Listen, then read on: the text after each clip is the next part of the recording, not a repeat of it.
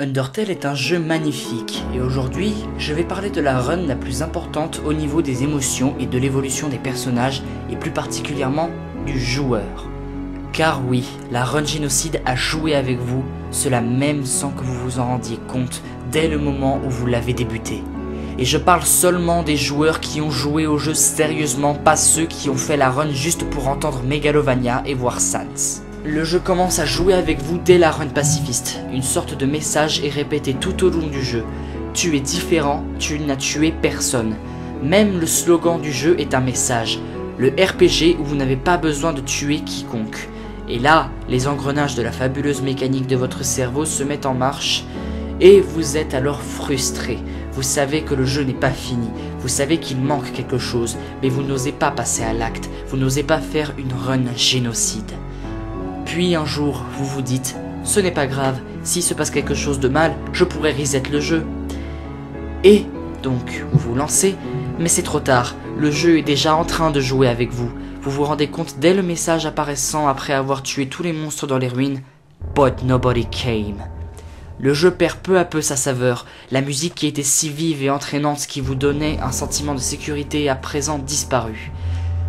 Elle est remplacée par une musique si lourde et oppressante que vous en perdez l'envie de jouer, mais votre cerveau vous pousse à continuer, et donc vous continuez contre votre gré, mais vous continuez quand même. La mécanique suit son cours, vous tuez Toriel contre votre volonté, et vous vous dites que c'est pour la bonne cause. Mais malgré tout, Toriel voit encore du bon en vous. Elle vous dit qu'il est encore temps d'arrêter, mais au fond de vous, vous ne supportez pas le fait de la tuer.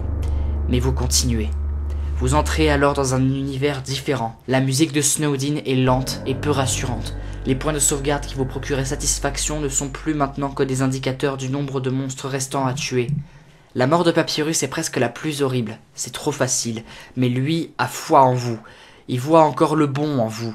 Mais vous le tuez aussi. Peu importe les conséquences puisque vous vous dites que vous pourrez reset le jeu de toute façon. Sans vous avait donné un conseil. Mais vous n'en avez pas tenu rigueur. Les conséquences n'ont aucune importance pour vous. Vous arrivez ensuite à Waterfall. Le jeu a perdu presque tout son amusement. Vous tuez chaque monstre se trouvant sur votre passage. Et là, un dilemme arrive à vous. Le Monster Kid qui ne peut pas se défendre. C'est si horrible. Mais vous l'attaquez quand même. Et là se dresse devant vous Undyne. C'est la seule qui peut encore vous empêcher de continuer ce massacre horrible. Vous vous attendez comme pour Papyrus et Toriel à un combat simple, net, froid émotionnellement, un simple one-shot, mais le combat est dur. Rares sont ceux qui le finissent en un seul essai la première fois. Et sa mort vous donne les larmes aux yeux, vous vous sentez obligé de continuer comme attiré par un mystère. Le jeu continue, toujours de la même manière, froid, les émotions qui vous parcouraient lors de la run pacifiste ont disparu. Seule la désolation est présente, mais vous vous dites qu'au moins le jeu vous a récompensé avec un combat digne de ce nom. Vous vous dites que cela va continuer et que la fin sera épique. Vous arrivez en face de Mettaton. Nouvelle musique, nouvelle apparence, nouvelles émotions? Non, absolument aucune. Le combat est fini avant même que vous ayez le temps d'apprécier Mettaton Neo. Et sans le savoir, vous venez de subir l'une des punitions du jeu. Il ne vous considère pas digne d'avoir des combats dignes de ce nom. Il vient de détruire le peu d'espoir qui vous restait en la run génocide. Le combat contre Sans est un purgatoire, une autre punition. Personne n'a ressenti de plaisir en combattant Sans. Il vous fait payer le fait de ne pas l'avoir écouté à Snowdin. C'est une vengeance. Vous avez lâchement tué son frère et il vous le fait payer. Mais vous voulez finir ce combat. Vous voulez savoir ce qu'il y a à la fin. Après de nombreux essais et parfois même plusieurs jours, vous arrivez enfin à la fin. Et c'est encore une désillusion pour vous. Le combat contre Asgore est inexistant et Kara, un personnage que vous découvrez, vous apprend qu'il vous contrôlait depuis le début. Et il vous propose soit d'effacer le monde, soit de ne pas le faire. Vous vous dites que vous pouvez vous racheter, mais c'est trop tard. Vous ne pouvez choisir qu'une seule option, Erase. Le monde est effacé. Vous relancez le jeu malgré tout. Bizarre.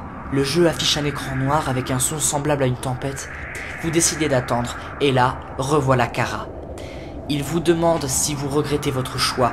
Au fond de vous, c'est le cas. Il vous propose donc de faire revenir ce monde à une seule condition. Que vous lui donniez votre âme en échange. Vous acceptez, le jeu se reset, tout a l'air normal, la musique, les sprites. Pour vous racheter, vous décidez de refaire une run pacifiste. Sans que vous le sachiez, le jeu joue une ultime fois avec vous.